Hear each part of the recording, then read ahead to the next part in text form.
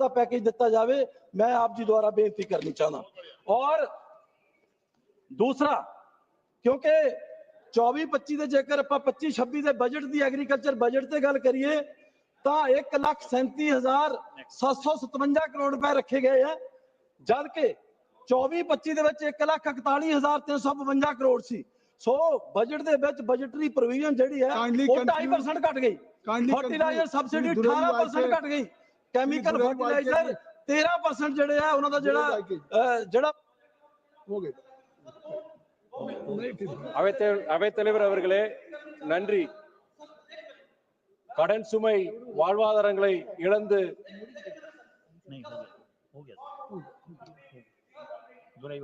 என்னடா अपनी एक சார் நன்றி அவைத்தலைவர் அவர்களே. சார் கடன் சுமை வாழ்வாதாரங்களை இழந்து ஆண்டிற்கு கிட்டத்தட்ட 10,000 விவசாயிகள் தங்கள் தற்கொலை செய்து கொள்கிறார்கள். கடந்த 10 ஆண்டுகளில் நம் நாட்டில் கிட்டத்தட்ட 1 லட்சத்துக்கு மேற்பட்ட விவசாயிகள் தற்கொலை செய்துள்ளார்கள். ஆனாலும் கார்ப்பரேட்டுகளின் 15 லட்சம் கோடி கடன்களை தள்ளுபடி செய்த ஒன்றிய அரசு விவசாயிகளின் கடன்களை தள்ளுபடி செய்யவில்லை. விவசாயிகளை வஞ்சிக்கும் இந்த ஒன்றிய அரசை எதிர்த்து நாட்டில் உள்ள அனைத்து விவசாயிகளும் போராடுகிறார்கள்.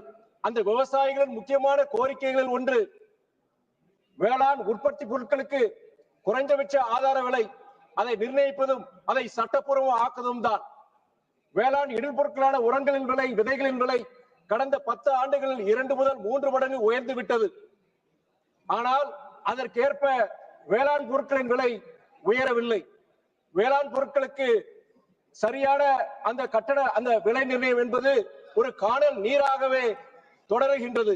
நிர்ணயிக்கப்படுகின்ற விலை லாபகரமாக இருக்க வேண்டும், விவசாயிகளின் வாழ்வாதாரத்தை உயர்த்தும் விதத்தில் இருக்க வேண்டும். அதற்கு உத்தரவாதம் அளிக்கும் MS சுவாமிநாதன் அவர்கள் பரிந்துரைத்த C2+ என்ற 50 நிர்ணயிக்கப்படுகின்ற அந்த விலை, குறைந்தபட்ச ஆதார விலை 100 விழுக்காடு அமல்படுவதற்குரிய சட்டத்தை ஒன்றிய அரசு இனியும் காலந்தாழ்த்தாமல் கொண்டு வர வேண்டும் என்று கோரிக்கை வைக்கின்றேன். அதே போல பயிர் காப்பீடு திட்டத்தின் விதிமுறைகளை கடுமையாக்கி விவசாயிகள் பயன்பெறாத வண்ணம் மாற்றியமைத்த ஒன்றிய அரசை கண்டிக்கின்றேன். பயிர் காப்பீடு ஒவ்வொரு விவசாயியும் தன் நிலத்திற்காகவும் அந்த நிலத்தில் பயிரிடப்படுகின்ற அந்த பயிருக்காகவும் தனித்தனியா ஒரு பிரீமியம் செலுத்தி அந்த பாலிசியில் இணைகிறார்கள். ஆனால் பாதிப்பு வரும் பொழுது ஒட்டுமொத்த பிற்கா அல்லது ஒட்டுமொத்த தாலுகா பாதிக்கப்பட்டால் தான் நாங்கள் கணக்கில் எடுப்போம், அதற்குண்டான இழப்பீடை தருவோம் என்று சொல்வது அயோக்கியத்தனமானது, அநீதியானது. நடைமுறையுள்ள அந்த பயிர் காப்பீடு திட்டமானது விவசாயிகள் பயன்படுவதில்லை, மாறாக கார்ப்பரேட் நிறுவனங்கள், காப்பீடு நிறுவனங்கள் கொள்ளை லாபம் சம்பாதிப்பதற்காகவும் அவர்கள் கஜானாவை நிரப்புவதற்காக தான் பயன்பெறுகின்றது.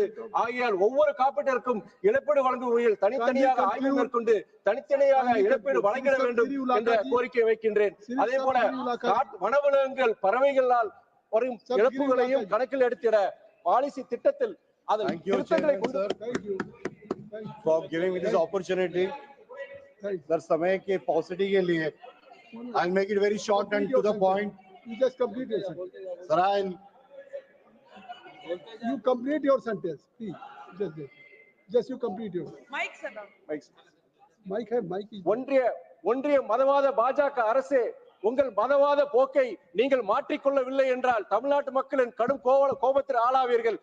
விவசாயிகளை வஞ்சிக்கும் ஒன்றிய அரசை எடுத்து ஒழிக்கட்டும் விவசாயிகளின் குரல்கள்.